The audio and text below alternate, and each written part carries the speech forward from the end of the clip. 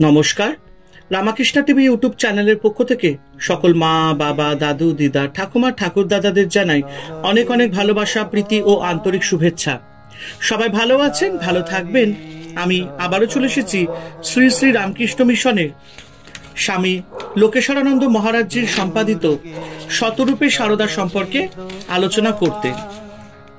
আমরা আজকে আলোচনা করব পঞ্চপ্রদীপে মাতৃ দর্শন থেকে স্বামী মাধবানন্দ মহারাজজি সম্পর্কে। এবং একটি কথা বলবো, যারা যারা আমার আগের ভিডিও বা এপিসোডগুলি মিস করেছেন শতরূপে সারদা আলোচনা থেকে, তাদেরকে অবশ্যই অনুরোধ করব যে আমার ইউটিউব চ্যানেল রামাকৃষ্ণ টিভি শতরূপে সারদা প্লে লিস্টে যাবেন এবং আগের ভিডিও বা এপিসোডগুলো দেখে নিতে পারবেন। তো চলুন আজকের আলোচনা পঞ্চপ্রদীপে মাতৃ দর্শন থেকে স্বামী মাধবানন্দ মহারাজজি। কবিদের মধ্যে কাউকে কাউকে বলা হয় কবির কবি, তেমনই সাধু মণ্ডলীতে কাউকে কাউকে বলা চলে সাধুর সাধু। অন্য সাধুরা তাকে কিরকম সম্মান দিচ্ছেন, কথা প্রসঙ্গে কি গভীর শ্রদ্ধার সঙ্গে তার নাম, উক্তি বা জীবনচর্যার উল্লেখ করেছেন, এ থেকে বোঝা যায় তারা কত বড়। এই রকম এক সাধু ছিলেন শ্রী শ্রী মায়ের কৃপাধন্য সন্তান শ্রী রামকৃষ্ণ মঠ মিশনের নবম অধ্যক্ষ শ্রীমৎ স্বামী মাধবানন্দ জি মহারাজ। শ্রীমৎ স্বামী মাধবানন্দজি মহারাজ 1929-এ তিনি হন মঠ মিশনের সহকারী সম্পাদক, মানে 1929 সালে। 1938 সালে সাধারণ সম্পাদক, মার্চ মাসের 1962 সালে সহকারী অধ্যক্ষ, অগস্ট মাসে 1962-তেই অধ্যক্ষ। মঠের পুরনো সাধুদের কাছে অকৌশল শুনেছি স্বামীজি আদর্শ আধ্যাত্মিক ব্যক্তিত্ব বলতে বুঝতেন এমন একটি চরিত্র যাতে জ্ঞান, কর্ম, ভক্তি ও যোগ সুন্দরভাবে সম্মিলিত। পূজনীয় মাধবানন্দজি এইরকম একটি ব্যক্তিত্ব। শুনেছি শ্রী শ্রী মায়ের বিখ্যাত উক্তি, সাধু ভালো, বিদ্বান সাধু আরো ভালো, যেন সোনা দিয়ে বাঁধানো হাতির দাঁত। পূজনীয় নির্মল মহারাজকে লক্ষ্য করেই প্রথম বলা হয়েছিল। আরো শুনেছি একদিন মা কয়েকজনকে বসিয়ে খাওয়াচ্ছিলেন। তরুণ নির্মল মহারাজও ছিলেন পঙ্গক্তিতে। সেই সময় তাকে দেখিয়ে মা বলেছিলেন, এই ছেলেটি কবি হবে। কবি মানে জানো? কবি মানে জ্ঞানী। সুপুরুষ ব্যক্তিত্ব সম্পন্ন মাধবানন্দজি নিজে ছিলেন কঠোর পরিশ্রমী। বিশ্রাম আবার কি? কার্যান্তরেই তো বিশ্রাম। কতবার যে শুনেছি তার শ্রীমুখে। অন্যের কাছ থেকে কাজ আদায় কঠোর, যাকে বলে হার্ড টাস্ক মাস্টার। রামকৃষ্ণ সংঘের এই কঠোর সাধারণ সম্পাদক অধ্যক্ষ পদে মৃত হওয়ার পর যেন মা হয়ে যান। ভালোবাসায় ভরা তখন তিনি। অধ্যক্ষ হিসাবে তিনি নাকি বড় বেশি উদার, বড় বেশি অকৃপণ। দীক্ষাদানের ব্যাপারে একটু বেছে টেছে দেওয়াই বোধ হয় ভালো। এইরকম মৃদু অনুযোগ ও বিনম্র প্রস্তাবের উত্তরে বলেছিলেন, এই মহান সন্ন্যাসী মা যদি বেছে টেছে কৃপা করতেন, তাহলে কি আমি তার কৃপা পেতাম? ওসব বাছ বিচারে আমি নেই, মায়ের দেখানো পথেই আমি চলব। একবার একজন এক সুদীর্ঘ পত্রে তার জীবনের তাবৎ কলঙ্ক কথা অকপটে বিবৃত করে লেখেন, তিনি জানেন যে তিনি কৃপার অযোগ্য। কৃপা না পেলে তাই তার মনে করার কিছুই নেই, জেনে কৃপা ভিক্ষা করছেন তিনি। মাধবানন্দজির একান্ত সচিব পত্রটির মর্ম কুণ্ঠিতভাবে মহারাজজিকে জানিয়ে বললেন, ইন্টারভিউয়ের জন্য বরং একদিন ওকে আসতে চিঠি দিই একটা। সংক্ষিপ্ত উত্তর দিলেন মাধবানন্দজি, মা তো আমাকে ইন্টারভিউ নিয়ে কৃপা করেননি, তুমি ওকে মানে দীক্ষার দিন ঠিক করে আসতে লিখে দাও। এই অসাধারণ কৃপাময় সাধুটি তার নিজের আধ্যাত্মিক জীবন মায়ের আদলেই গড়ে তুলেছিলেন, বা বলা যেতে পারে মা তার এই প্রিয় সন্তানের জীবনটি তার আপন আদলেই গড়ে দিয়েছিলেন। স্বামী মাধবানন্দজি সম্পর্কে এই পর্যন্ত যা বলা হলো তা পরিপ্রেক্ষিতে মা সম্পর্কে তার একটি রচনা মানে শ্রীমা সারদা দেবী খুঁটিয়ে পড়লে যাকে বলে to read in between the lines. মা সম্পর্কে অসাধারণ আলোক সম্পাদ তো মেলেই, সঙ্গে সঙ্গে মায়ের এই ছেলেটিও বোধ হয় ক্ষণিকের জন্য হলেও আমাদের উপলব্ধি দিগন্ত কৃপা করে স্পর্শ করে যান। স্বামী মাধবানন্দ লিখেছেন, ভগবান শ্রী রামকৃষ্ণদেবের মহাশক্তি হইয়াও শ্রী শ্রী মা নিজেকে সম্পূর্ণরূপে গোপন রাখিয়াই তাহার দিব্য জীবন যাপন করিয়াছিলেন। কিন্তু দেখা যাইতেছে যে তাহার পূর্ণ প্রভাব অলক্ষ্যে দেশ বিদেশের অসংখ্য নরনারীর হৃদয় অধিকার করিয়াছে। নতুবা তাহার অদর্শনের মাত্র 33-34 বৎসরের ভিতর, মানে রচনাটির প্রকাশকাল 1954 সালে, তাহার নামে বিভিন্ন শ্রেণীর লোকের মধ্যে এইরূপ উন্মাদনার সৃষ্টি হইত না।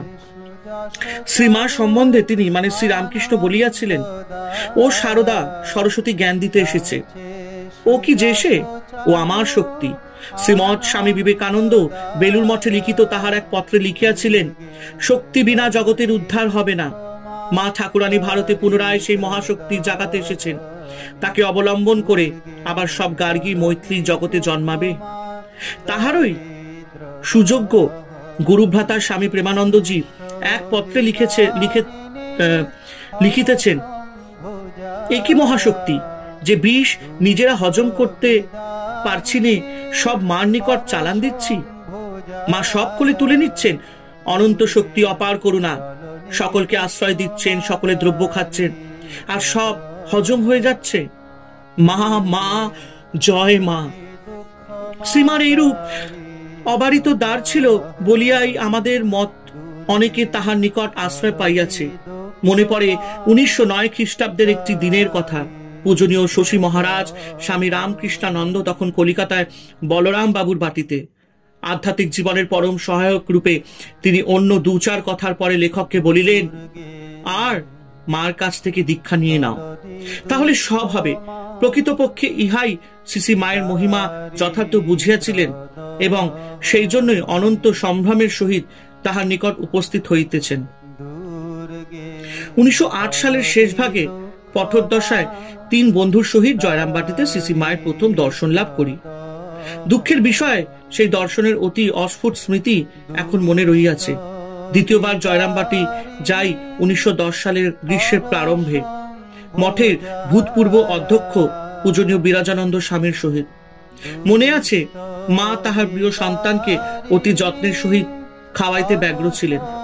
সেই সময় তাহার শ্রীমুখ হইতে শুনি যে ঠাকুরই সব, সাধন ভজন সকলের সহজ সাধ্য নয়, উহা মাথা ঠান্ডা রাখিয়া করিতে হয় এবং সঙ্গে কাজ ঠাকুরেই সেবা।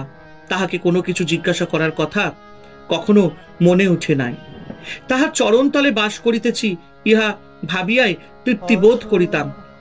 কি উদ্বোধনে, কি অন্যত্র অনেক ছোটখাটো ব্যাপারের মধ্য দিয়া তাহার সহজ অকৃত্রিম মাতৃস্নেহ অহেতু করুণার নিদর্শন পাইয়া ধন্য হইয়াছি।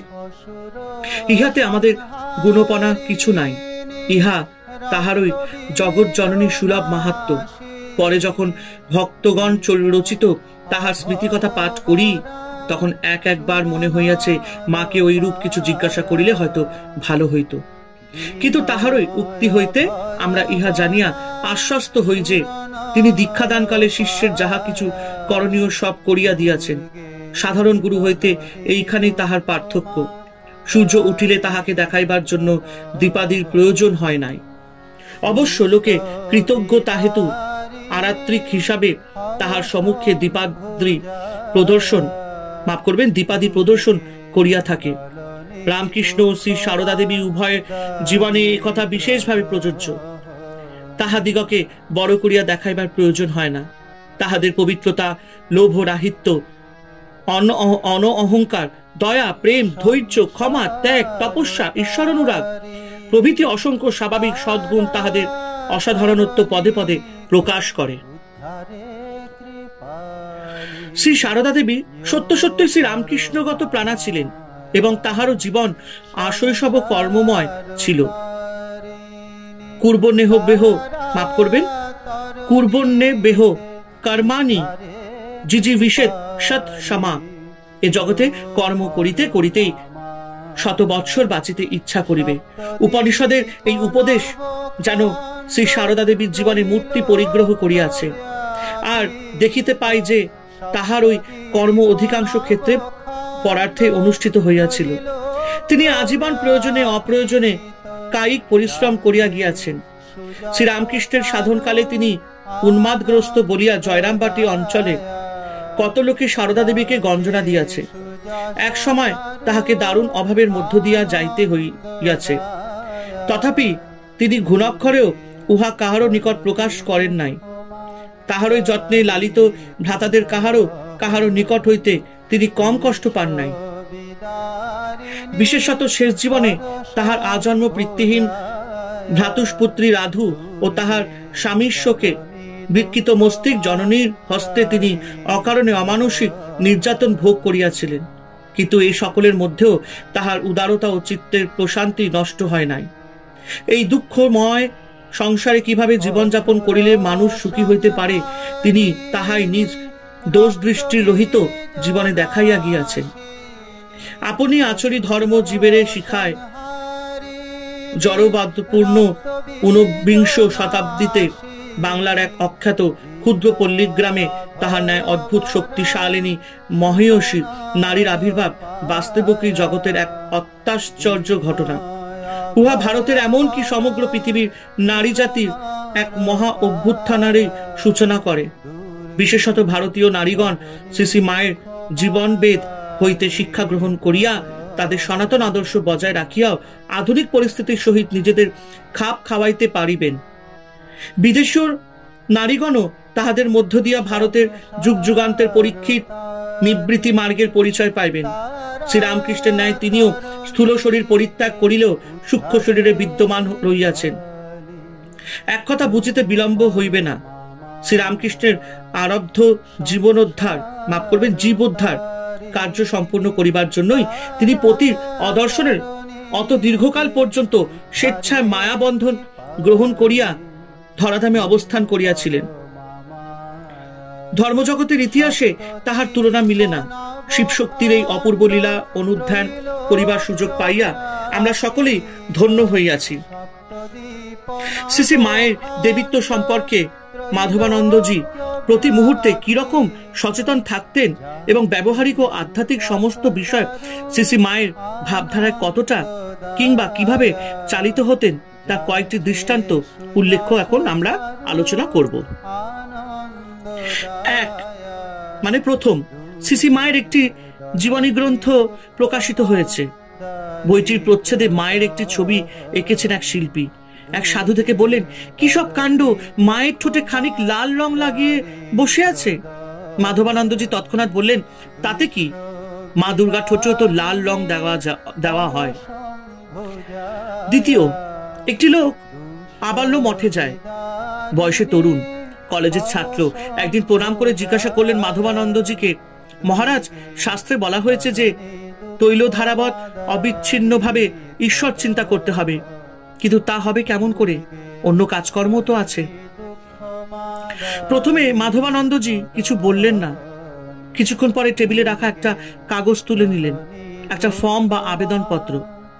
আবেদনকারীর স্বাক্ষরের জায়গাটায় আঙুল ছুঁয়ে বললেন, এটা কি? একটা লাইন মহারাজ। ঠিক, কিন্তু কিরকম লাইন? স্ট্রেট লাইন, সরল লেখা মহারাজ। ভালো করে দেখে বলো। ডটেড লাইন, ফুটকি ফুটকি দেওয়া রেখা মহারাজ। ঠিক বলেছ? তা দেখো, ডটেড লাইন হলেও it has all the effect of a straight line. ফুটকি ফুটকি দেওয়া অর্থাৎ মাঝে মাঝে ফাঁক থাকা সত্ত্বেও এতে সরল রেখার কাজই হয়ে যাচ্ছে, নয় কি? তাহলে দেখো, তুমি যদি তোমার জন্য সব কাজকর্মের ফাঁকে ফাঁকে ভগবানের নাম করতে পারো, স্মরণ মনন রাখতে পারো, তাহলে তোমার ওই তৈলধারাবৎ অবিচ্ছন্ন ঈশ্বর চিন্তার ফলেই হবে। একটু থেমে উদাস অদৃষ্টিতে তাকিয়ে স্নেহপূর্ণ স্বরে বললেন, মা কি বলতেন জানো? বাবা, আমরা তো মেয়ে মানুষ, সংসারের কাজ তো ছাড়া যাবে না। এই জল দিয়ে ভাতের হাঁড়িটি চাপালাম, চাল ফুটতে লাগলো, সেই ফাঁকে একটু জব সেরে নিলাম। আবার ডালের জল চাপালাম, গরম হতে লাগলো, আবার একটু জব করে নেওয়া গেল। একটু পরে ডাল ছেড়ে আবার জব, এইরকম আর কি বাবা। তৃতীয়, তার শেষ রোগশয্যায় মায়ের এই ছেলে মাঝে মাঝে প্রাণ ভরে উচ্চারণ করতেন মা মা। আর মহাসমাধির দিনটিতে বারবার তার ওষ্ঠে ফুটে ওঠে এই মধুর প্রিয় নাম মা মা। তার শ্রেষ্ঠ কণ্ঠস্বরে এই নাম ঘোষণা করে মায়ের ছেলে মায়ের কোলে চিরদিনের মতো ঘুমিয়ে পড়েন। হরে কৃষ্ণ কৃষ্ণ কৃষ্ণ হরে হরে, হরে রাম রাম রাম হরে হরে। জয় শিব শম্ভু, জয় দেবী দুর্গা দুর্গতি নাশিনী, জয় মা কালী।